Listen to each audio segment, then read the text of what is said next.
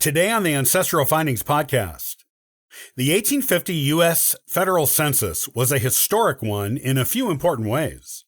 The most important and obvious is that it is the first one to record the names of everyone in a household, not just the head of household.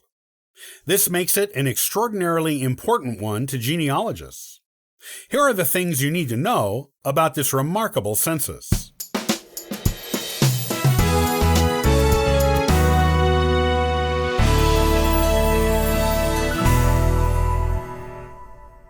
The 1850 U.S. federal census is a historically important one, as most genealogists of even a little experience know. If you are a total beginner, this census is a game changer for your genealogy research. That is because it is the first one that recorded the names of every person in a household. Previous censuses only recorded the names of the heads of households, along with the number of other residents of different age groups, and whether male or female. The 1850 census records every name, so no one gets lost to history. To many genealogists doing American genealogy, it is the first piece of documented proof, or even knowledge, they have an ancestor's existence. In addition to this historic change to the census, this census was also designed to be more accurate than previous ones. This is due to the fact that enumerators were, for the first time, given a set of printed instructions on how to conduct the census to take with them into the field. Comparisons to previous censuses have shown that the 1850 census was, indeed, more accurate than the previous ones, and the printed instructions the enumerators were given to bring with them is what researchers have accounted for this improved accuracy. This was the 7th U.S. Census to be taken, and was conducted beginning June 1, 1850, until December 31, 1850. The population for this census was determined to be approximately 23 million people, which was a 35% increase from the 1840 census. The total U.S. population enumerated in the 1850 U.S. Census included 3.2 million slaves.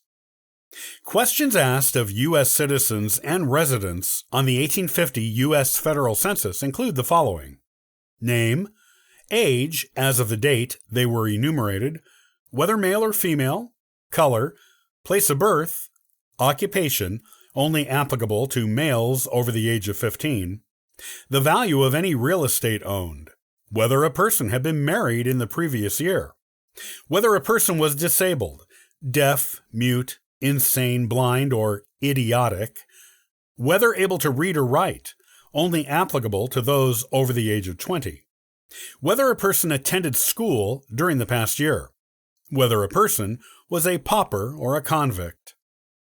Unlike later censuses, this one did not record the relationship of other household members to the head of the household.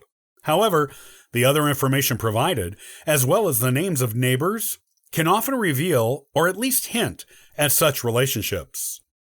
While free people were all recorded by name in the 1850 U.S. federal census, slaves were not. They were recorded on a separate schedule and listed by gender and their estimated age, along with the name of their owner. These can still be useful for those conducting African American genealogical research in locating their ancestors, especially when combined with other available records. When other records are available, the 1850 census slave schedules can often be instrumental in identifying the location, age, gender, and owner of an ancestor, and placing an ancestor by name in that owner's household. African American residents who were free were recorded by name, along with each person in their household, just like everyone else on the non-slave schedule, and using all of the same questions asked of everyone else. Like the 1870 U.S. Census, there was a controversy with the taking of the 1850 U.S. federal census. This one centered on the territory of Utah, which was not yet a state.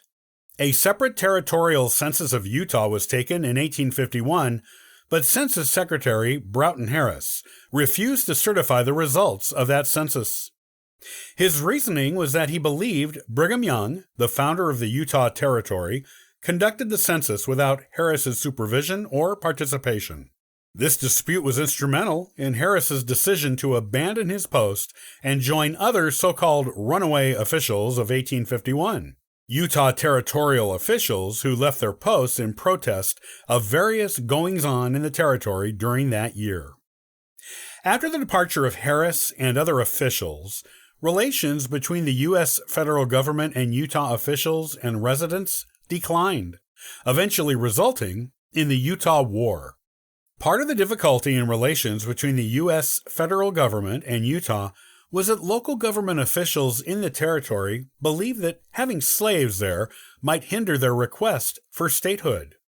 At the time, some members of Congress did not want slavery to be a part of the Western territories. The slave schedule for the 1850 U.S. federal census shows only 26 slaves in the territory of Utah, and a note is included that all of them were being sent to California.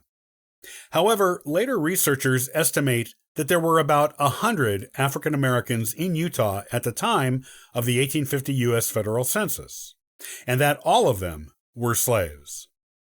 In addition to the Utah controversy, the 1850 U.S. federal census shows one more interesting bit of information about the United States at this time in history.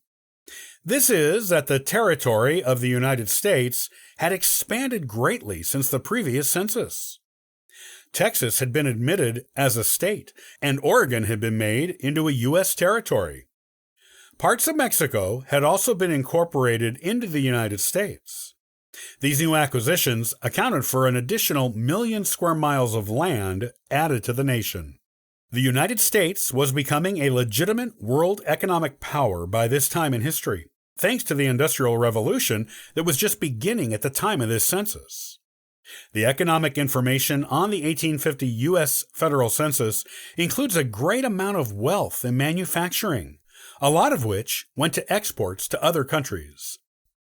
The United States was becoming competitive on an economic basis with Great Britain, France, Spain, the Netherlands, Germany, and other European powerhouses. This meant it was also finally becoming a nation that the world took seriously. The 1850 U.S. federal census showed the United States was becoming the nation we know it to be today. You can get all the genealogical charts and forms that I've talked about. Look for the link in the description box below.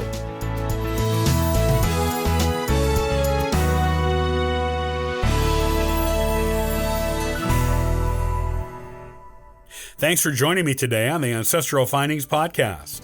You can subscribe to the podcast on YouTube and iTunes. Also, check out ancestralfindings.com for free genealogy lookups, ebooks, and weekly giveaways. Happy searching!